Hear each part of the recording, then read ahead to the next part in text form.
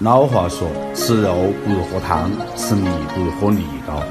小时候一到冬天特别容易咳嗽，奶奶就给我熬。其实做法很简单，要想熬得正宗，只需要做到3点：第一，泥挑屁股大，水多，甜的就行。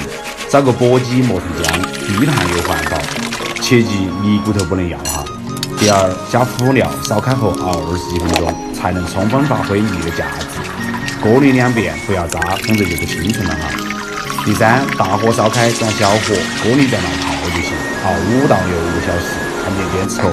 有黄色小泡就不能离人了哈。反复翻动，防止焦炭反应，否则吃起来有股苦味，还减少价值。趁热装罐，冷藏保存，一般20斤泥能熬1斤左右。心痛泥的可以直接放弃哈，如果有不清楚的地方，可以留言问我。